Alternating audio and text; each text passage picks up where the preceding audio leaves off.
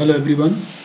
I Dr. Sanjay Sharma, Associate Professor and Head, Department of Computer Science and Engineering, Oriental College of Technology, Bhopal. Today's our topic is regular expression construction from the language.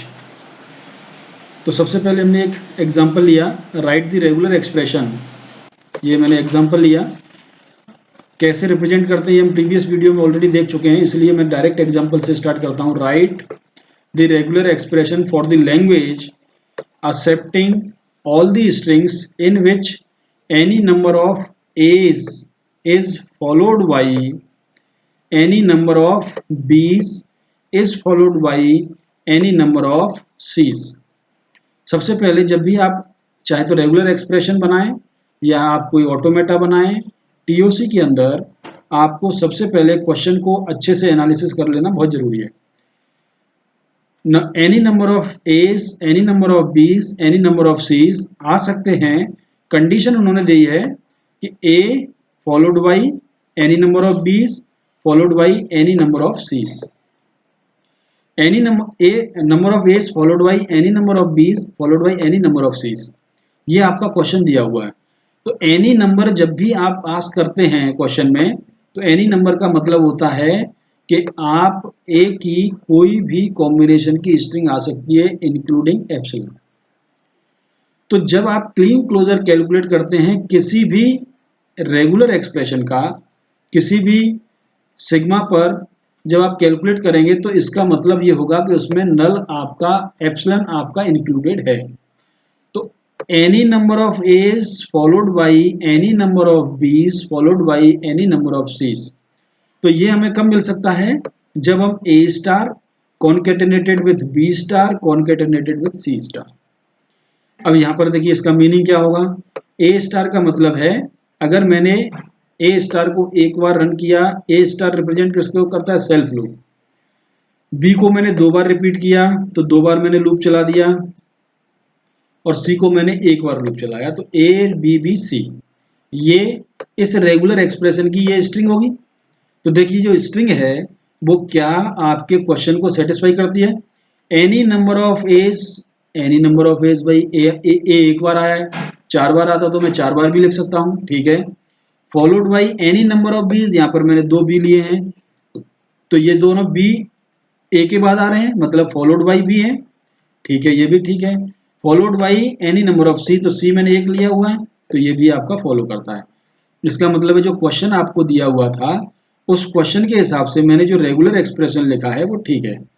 अब आप जब regular expression लिख देते हैं तो उसको आपको cross check भी करना होता है, तो इस तरह से आप स्ट्रिंग लेके कर सकते हैं. अगर मैंने कोई स्ट्रिंग मान लीजिए इस तरह से ले ली है बी, ए और सी, अब मैं ये चेक करना चाहूँ कि क्या ये स्ट्रिंग ये रेगुलर एक्सप्रेशन रिप्रेजेंट करता है क्या. चेक कर लेते हैं कि भाई पहले तो ए स्टार है, या तो ए आएंगे, कितने भी आ सकते हैं, या एक भी ए नहीं आएगा तो क्या होगा, यहाँ पर एप्सिलॉन हो जाएगा. मान लीजिए एक भी ए नहीं आया तो फिर अपन बी पर आएंगे. बी आपके रिपीट हो सकते हैं, मान लीजिए पहला बी है तो मैंने एक बी ले लिया क्योंकि एक बार लूप चला दिया, ठीक है. उसके बाद सी आ गया तो सी मैंने एक बार लूप चला दिया सी स्टार को. तो अब क्या हो गया, एप्सिलॉन बी सी. और जब किसी रेगुलर एक्सप्रेशन के साथ में एप्सिलॉन आता है, मान लीजिए ये एप्सिलॉन है और इसके कॉन्केटेनेशन में मैंने लिख दिया रेगुलर एक्सप्रेशन आर, तो एक आइडेंटिटी होती है एप्सिलॉन आर या r epsilon equal to only r. तो इसका मतलब क्या होगा, epsilon b c equal to only b c. तो ओनली बी सी आपका आएगा. तो ये जो आपकी स्ट्रिंग है, ये स्ट्रिंग इसमें फिट हो रही है क्या? नहीं हो रही. तो इसका मतलब है कि ये स्ट्रिंग आपकी रिजेक्ट होती है. ये रेगुलर एक्सप्रेशन इस स्ट्रिंग को रिप्रेजेंट नहीं करता. क्लियर है. तो इस तरह से हमारे क्वेश्चन में भी ये बोला है कि ए या तो आएंगे तो स्टार्टिंग में, उसके बाद सारे बी आएंगे, अगर नहीं आते हैं तो फिर उसके बाद सी आएंगे, अगर सी आते हैं तो लिखेंगे, नहीं आते हैं तो वो भी एप्सिलॉन हो जाएगा, ठीक है. तो ये क्वेश्चन आपको समझ में आ गया होगा, मैं ये एक्सपेक्ट करता हूं. नेक्स्ट क्वेश्चन लेते हैं हम. Write the regular expression for the language over sigma equal to 0 having even length of the string. अब मतलब क्या हुआ, देखिए एक ही एलिमेंट है आपके सिग्मा में, तो 0 या तो आएगा नहीं, और अगर आएगा तो क्या आना चाहिए, इवन. तो अगर आएगा नहीं तो मैं किससे रिप्रेजेंट करता हूँ, एप्सिलॉन से. अगर या तो डबल जीरो आएगा या फिर 4 जीरो आएंगे या फिर 6 जीरो आएंगे, मतलब जीरो जब भी आएगा वो आपकी इवन लेंथ में ही आएगा। तो ये आपका क्वेश्चन है। तो इसको मैं रेगुलर एक्सप्रेशन में कैसे रिप्रेजेंट करूंगा, ये देखिए मैंने दिया हुआ है, the regular expression has to be built for the language, this is the language. तो इस पूरे के पूरे सेट को, इतना बड़ा सेट है, इसको मैं शॉर्ट फॉर्म में कैसे रिप्रेजेंट करूंगा, यही आपका रेगुलर एक्सप्रेशन है।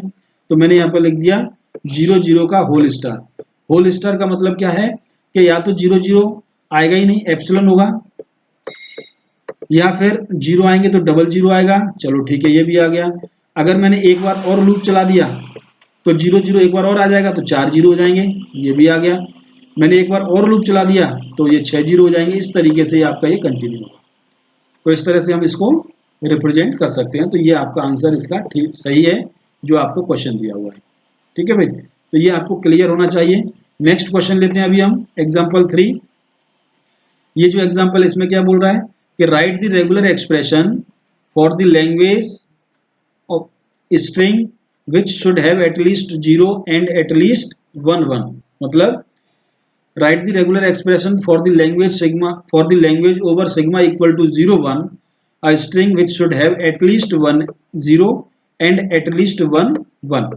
मतलब इस क्वेश्चन में उसने एक कंपलसरी कंडीशन दी है। वो कंपलसरी कंडीशन क्या है कि आपके स्ट्रिंग जो भी एक्सेप्ट करेगा ये रेगुलर एक्सप्रेशन, उसमें कम से कम एक 0 और एक 1 आना कंपलसरी है। अब वो 0 पहले आ जाए बाद में 1 आ जाए, या पहले 1 आ जाए बाद में 0 आ जाए, इसकी कोई मतलब ये सीक्वेंस का कोई कंपल्सन नहीं है। लेकिन ये कंपल्सन है कि जो भी आप स्ट्रिंग लेंगे उसमें 0 1 रहना कंपलसरी है। मतलब एक 0 होना चाहिए। ऐसा नहीं है कि आपने केवल एक स्ट्रिंग ले ली, केवल उसमें 1 ही 1 है, तो ये स्ट्रिंग एक्सेप्टेड नहीं होना चाहिए। या आपने कोई स्ट्रिंग ले ली जिसमें 0 0 ही 0 ही है, तो ये भी आपकी स्ट्रिंग एक्सेप्ट नहीं होना चाहिए। 0 की स्ट्रिंग है तो उसमें कहीं ना कहीं एक 1 आना चाहिए, और 1 की स्ट्रिंग है तो कहीं ना कहीं उसमें एक 0 आना चाहिए। वो कहीं भी आ सकता है, लेकिन 0 और 1 दोनों कम से कम एक एक होना कंपलसरी है। ये क्वेश्चन की रिक्वायरमेंट है। तो ये क्वेश्चन समझ में आ गया। अब हम इसको कैसे रेगुलर एक्सप्रेशन में कन्वर्ट करेंगे इस लैंग्वेज को, तो वो मैं यहाँ पर बता रहा हूँ। देखिए, सबसे पहले आपको 0 चाहिए और 1 चाहिए कम से कम, तो मैंने ये 0 1 लिख दिए।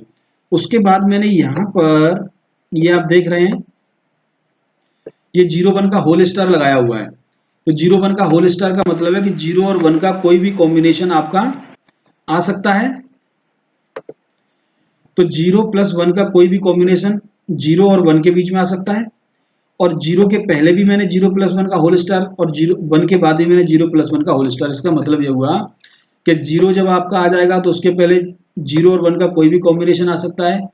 0 आने के बाद 0 1 का फिर से कोई भी कॉम्बिनेशन आ सकता है। उसके बाद तो 1 आएगा, और 1 के बाद 0 1 का कोई भी कॉम्बिनेशन आ सकता है। तो ये क्या होगा, अगर मान लीजिए ये सभी स्टार आपने एप्सिलॉन में कन्वर्ट कर दिए, तो आपको मिनिमम स्ट्रिंग क्या मिलेगी, 0 देन 1, मतलब 0 कॉन्केटेनेटेड विथ 1। अब ये भी तो चाहिए हमें कि 1 0 भी आ सकता है। तो मैंने यहाँ पर जो यूनियन करके मैंने इसी पूरे के पूरे रेगुलर एक्सप्रेशन को प्लस करके लिख दिया है। सिर्फ मैंने ये 1 पहले लिख दिया है और ये 0 बाद में लिख दिया। बाकी 0 प्लस 1 का होल स्टार की पोजीशन सब जगह सेम है। तो इस तरीके से ये जो आपका आंसर है, ये जो रेगुलर एक्सप्रेशन है, उसको हम रिप्रेजेंट कर सकते हैं। देखिए यहाँ पर 0, यहाँ पर 1, और इसमें जो प्लस मैंने यूज करने के बाद, प्लस मतलब आपका यूनियन ऑपरेशन, इसके बाद मैंने फिर चेंज कर दिया 1 और 0, क्योंकि मिनिमम स्ट्रिंग आपकी 0 1 या 1 0 होगी, इससे मिनिमम नहीं हो सकती। अब इससे मैक्सिमम आ सकती है। तो ये सारे कॉम्बिनेशन आपको 0 प्लस 1 का होल स्टार जो मिलेगा, इससे आपको सारे कॉम्बिनेशन मिल जाएंगे। तो इस तरीके से हम इनको रिप्रेजेंट करते हैं। चाहे तो आप एक एग्जांपल और मैं आपको दे सकता हूं। तो ये आपका एग्जांपल नंबर 4 है। तो यहाँ पर भी मैंने क्वेश्चन दिया हुआ है, describe the language related by the following regular expression. यहाँ पर मैंने उल्टा दे दिया है कि आपको रेगुलर एक्सप्रेशन दे दिया है और आपको इसकी लैंग्वेज बताना है कि क्या है। तो देखिए, बी स्टार है तो any number of B's followed by any number followed by A triple A star, मतलब 3 के मल्टीपल में एज आना चाहिए, और उसके बाद बी स्टार, और उसके बाद फिर उसका होल स्टार। तो देखिए लैंग्वेज कैसे बनाएंगे, the language consist of the string in which a's appear triples, there is no restriction on the number of b's. Number of b's का कोई रिस्ट्रिक्शन नहीं है। तो बी पहले और बी बाद में कभी भी आ सकते हैं। ए आएंगे तो ट्रिपल ही आएंगे, उससे कम ना, उससे कम नहीं आ सकते, 3 के मल्टीपल में ही आएंगे, और वो भी आपके आ भी सकते हैं, नहीं भी आ सकते। तो ये इसका बेस्ट सॉल्यूशन है। Thank you very much.